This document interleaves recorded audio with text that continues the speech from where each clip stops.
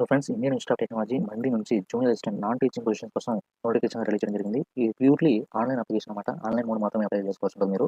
ఆఫ్‌లైన్‌లో ఏం పంపించాల్సిన లేదు అప్లికేషన్ అనేది. సో ఇది ఎవరైనా అప్లై చేసుకోవచ్చు. ఇండియన్ నేషనల్స్ అందరూ అర్హులే. ఆంధ్రప్రదేశ్, తెలంగాణ అందరూ అప్లై చేసుకోవచ్చు. సో ఇక్కడ నోటిఫికేషన్ సంబంధించి పూర్తి వివరాలు మీకు ఎలిజిబిలిటీ ఎంత, ఏజ్ లిమిట్ ఏంది, అలాగే అప్లికేషన్ ఫీజ్ ఎంత, సిలబస్ ఏంది, సో ప్రొసీజర్ ఎలా ఉంటుంది, సెలక్షన్ ప్రొసీజర్ అనేది, ముఖ్యంగా ఎన్ని వేకెన్సీస్ ఉన్నాయి, ఈ డీటెయిల్స్ అన్ని కూడా మీకు క్లియర్‌గా స్టెప్ బై స్టెప్ ఈ వీడియోలో మీకు ఎక్స్‌ప్లెయిన్ చేస్తాను. అంతకంటే ముందుగా ఈ వీడియో రీచ్ అవ్వడానికి ముందుగా మీరు లైక్ చేయండి. సో ఒక్క లైక్ మాత్రమే నేను అడిగేది. అలాగే ఈ నోటిఫికేషన్ సంబంధించి ఉన్న అప్డేట్స్ చూస్తే జాబ్ అప్డేట్స్ సంబంధించి అన్ని కూడా వెబ్సైట్ అయితే బ్లాగ్స్ అన్ని కూడా మీకు అందుబాటులో ఉంటాయి. అక్కడ నుంచి మీరు అప్డేట్‌గా తెలుసుకోవచ్చు. సో నోటిఫికేషన్ అన్ని కూడా మీకు టెలిగ్రామ్‌లో దొరుకుతాయి. అక్కడ నుంచి మీరు డౌన్లోడ్ చేసుకోవచ్చు పూర్తి వివరాలు. ఇక టాపిక్‌లోకి వెళ్ళినట్టయితే సో ఇది మెయిన్ వెబ్సైట్ అనమాట వీళ్ళది. సో ఇక్కడ నుంచి మీకు కెరియర్, ఇక్కడ నాన్ టీచింగ్‌లోకి వెళ్ళినట్టయితే కెరియర్స్ నుంచి ఈ పేజ్‌కి అయితే ఎంటర్ అవుతారు. సో ఇక్కడ మీరు చూసుకోవచ్చు నోటిఫికేషన్ అనేది నిజమా కాదా అనేది మీకు ఐడియా వస్తుందన్నమాట. So online application start date వచ్చేసి మార్చ్ 20న స్టార్ట్ అయ్యాయి. క్లోజింగ్ డేట్ వచ్చేసి 9th ఏప్రిల్ అనమాట. సో పొజిషన్ వచ్చేసి జూనియర్ అసిస్టెంట్. సో అవి డీటెయిల్స్ ఇక్కడ మీరు చూడొచ్చు. Opening date, closing date. So vacancies విషయానికి వచ్చినట్టయితే పొజిషన్ వచ్చేసి జూనియర్ అసిస్టెంట్ మీరు చూడొచ్చు. సాలరీ లెవెల్ 3 అనమాట. లెవెల్ 3 అంటే దాదాపు మీకు 35,000 అట్లా వస్తుందన్నమాట. ఏజ్ లిమిట్ విషయానికి వచ్చినట్టయితే 30 ఇయర్స్ లోపల ఎవరైనా అప్లై చేసుకోవచ్చు. 18 ఇయర్స్ అయితే ఉండాలి ఖచ్చితంగా. 18 ఇయర్స్ టు 30 ఇయర్స్ లోపల. తర్వాత కేటగిరీ వైస్ చూసినట్టయితే పోస్టులు ఇక్కడ విభజించడం జరిగింది. సో ఏ కమ్యూనిటీ వారికి ఎన్ని వేకెన్సీస్ ఉన్నాయనేది. ఎస్సీలో 2, ఎస్టీలో 2, ఓబీసీ నాన్ క్రిమినల్ మాత్రమే ఇక్కడ 4 వేకెన్సీస్ ఉన్నాయి. ఓబీసీ నాన్ క్రిమినల్ ఉంటేనే మీరు ఇది సెర్చ్ చేసుకొని అంటే మీ క్యాష్‌లో అప్లై చేసుకుంటేనే మీకు రిజర్వేషన్ ఉంటుంది. లేదు మీరు ఓబీసీ క్రిమినల్ అయ్యారు అనుకోండి, ఇది వర్తించదు మీకు ఈ రిజర్వేషన్ అనేది. మీరు యూఆర్ అంటే జనరల్ పడిపోతారు. ఈడబ్ల్యూఎస్ వచ్చేసి 2 వేకెన్సీస్ ఉన్నాయి. యూఆర్ అంటే జనరల్ వచ్చేసి ఎవరైనా అప్లై చేసుకోవచ్చు. 7 వేకెన్సీస్ ఉన్నాయి. మొత్తం వచ్చేసి 17 వేకెన్సీస్ ఉన్నాయి. నెక్స్ట్ క్వాలిఫికేషన్ విషయానికి వచ్చినట్టయితే qualification, experience and knowledge etcetera అని చెప్పేసి ఇచ్చారు. ఎసెన్షియల్, డిజైరబుల్ అని 2 మీకు ఇక్కడ కనిపిస్తున్నాయి కదా! సో ఎసెన్షియల్ ఏంది, డిజైరబుల్ అంటే అది అవసరం లేదు, ఉంటే మంచిది. కాకపోతే పర్టిక్యులర్‌గా మ్యాండేటరీ అయితే కాదు. సో ఎసెన్షియల్ ఏందంటే గనుక బ్యాచిలర్స్ డిగ్రీ ఖచ్చితంగా మీకు ఉండాలి. 55% మార్క్స్ ఉండాలి అందులో. With knowledge of computer applications ఉంటాయి, ఎంఎస్ ఆఫీస్ లాంటివి.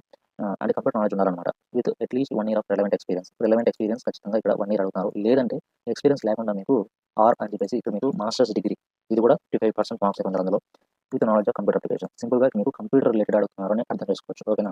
సో మీకు ఎక్స్‌పీరియన్స్ ఉంటే 1 ఇయర్ రిలవెంట్ దాంట్లో ఫీల్డ్‌లో 1 ఇయర్ ఉండాలి. లేదు అనుకుంటే మీకు ఎక్స్‌పీరియన్స్ లేకుండా మాస్టర్స్ డిగ్రీ అనేది ఉండాలి. ఇది మెయిన్ క్వాలిఫికేషన్ అనేది, ఎలిజిబిలిటీ. అది అర్థమైంది అనుకుంటున్నాను. లేదంటే డిజైరబుల్‌లో మీరు చూసుకోవచ్చు ఇవన్నీ కూడా. సో దీనికన్నా ఇది బెటర్ అని నేను చెప్తాను.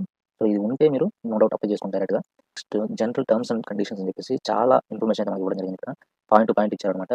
ఇది మండి డిస్ట్రిక్ట్‌లో హిమాచల్ ప్రదేశ్ లొకేషన్ వచ్చినప్పుడు హిమాచల్ ప్రదేశ్ అనమాట. ఈ యొక్క ఇన్స్టిట్యూట్ అనేది ఉన్నది. అక్కడ మీకు ఈ యొక్క పోస్టింగ్ అనేది ఇవ్వచ్చు.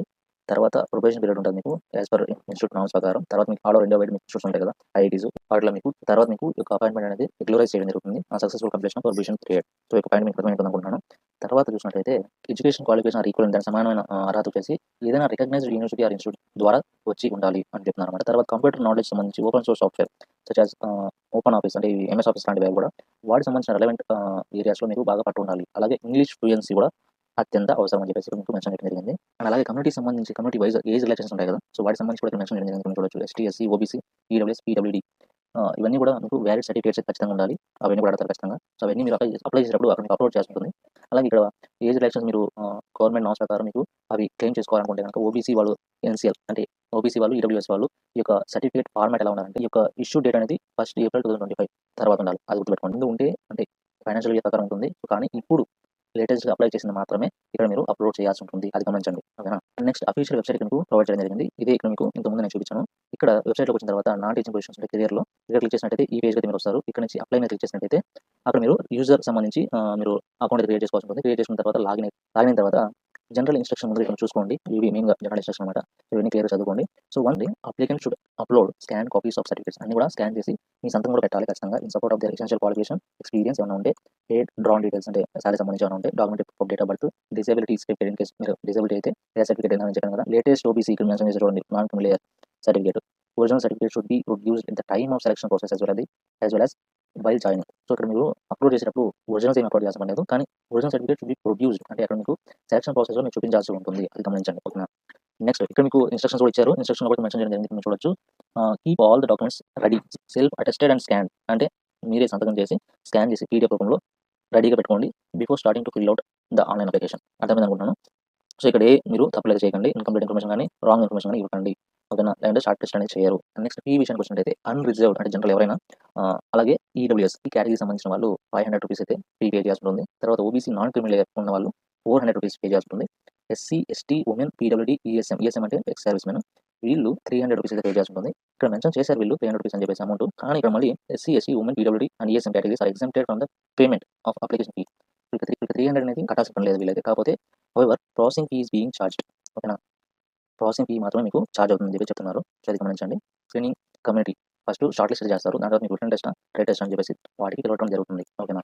వర్క్ చేసిన వాళ్ళు applicants who are employed with the government or semi government autonomous body, PSU etcetera should route their application through proper channel or should furnish objection certificate అనేది వాళ్ళు ప్రొవైడ్ చేస్తుంది అనమాట.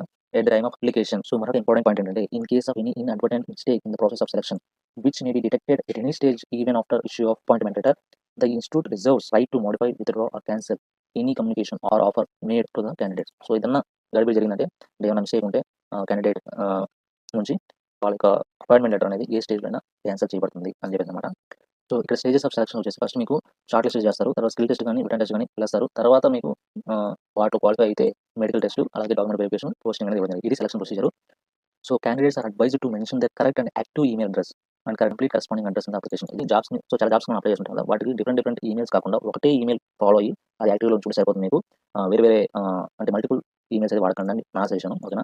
ఇవే మన ఈ యొక్క నోటిఫికేషన్ పీడిఎఫ్లో ఉన్నవి. తర్వాత మనకి సిలబస్ తెలియాలి కదా, సిలబస్ అలాగే అదర్ డీటెయిల్స్ ఉంటాయి కదా, అవి వాటి కోసం మీకు పేజ్ చూసినట్టయితే సిలబస్ అని చెప్పేసి ఇక్కడ మీకు మెన్షన్ చేస్తుంది. ఇది ఇంకా అప్డేట్లో లేదు. సో వాళ్ళు అప్డేట్ చేస్తారు. అప్ చేసిన తర్వాత మీకు ఇక్కడ నుంచి మీరు డౌన్లోడ్ చేసినట్టయితే సో నేను దానికి సంబంధించి వీడియో చేస్తాను. సో ఇక్కడ నుంచి మీరు సిలబస్ అయితే చూసుకోవచ్చు. ఫార్మాట్ ఏంది, ఎగ్జామ్ సంబంధించి అని చూసుకోవచ్చు. అలాగే short listed or not short listed సంబంధించి క్యాండిడేట్స్ పీడిఎఫ్ మీకు అప్డేట్ చేస్తారనుకుంటాను. సో అలా మనకి తెలుస్తుంది. అదర్ డీటెయిల్స్ ఏమైనా ఇంకా మీకు ప్రొవైడ్ చేయొచ్చు. అండ్ నెక్స్ట్ ఫైనల్ రిజల్ట్లో ఇక్కడ పీడిఎఫ్ అనేది ప్రొవైడ్ చేస్తారు. ఇది ఇక్కడ ప్రాసెస్ అనేది ఉంటుంది ఈ వెబ్సైట్కి సంబంధించి. సో ఇక్కడ మీరు చూడొచ్చు ఇంతకుముందు నోటిఫికేషన్ అలా ఇచ్చారని చెప్పేసి షార్ట్ లిస్టెడ్ అలాగే నాట్ షార్ట్ లిస్టెడ్ అలాగే సిలబస్ కూడా డౌన్లోడ్ చేసుకోవడానికి ఉంటుంది ఫైనల్ రిజల్ట్. సో ఇది ఫ్రెండ్స్ ఐఐటీ మండీ నుంచి వచ్చిన నోటిఫికేషన్. ఇదే మీకు అర్థమైంది అనుకుంటున్నాను. సో లేటెస్ట్ అప్డేట్స్ మన ఛానల్ సబ్స్క్రైబ్ చేసుకుని అలాగే టెలిగ్రామ్లో ఫాలో అవ్వండి. వెబ్సైట్లో మీకు ఇన్ డీటెయిల్గా ఉంటుంది. అక్కడ నుంచి మీరు చూడొచ్చు. ఓకేనా. Thank you friends.